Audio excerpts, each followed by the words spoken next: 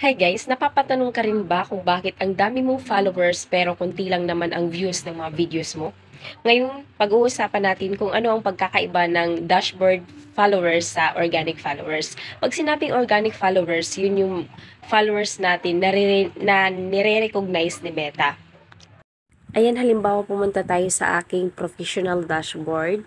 Tapos sa dashboard followers ko, makikita natin na 6,363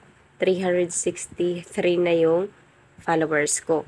Pero, tingnan natin kung ilan lang yung nirecognize na followers ko ni Meta.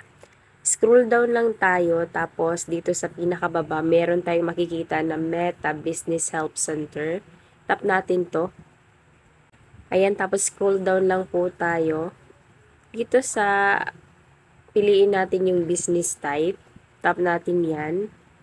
Tapos, tap natin yung creator.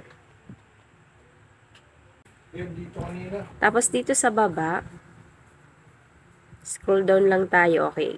Yung personal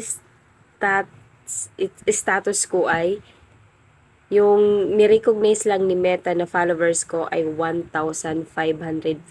Yun yung rason kung bakit marami tayong followers pero kunti lang yung nanonood ng ating videos.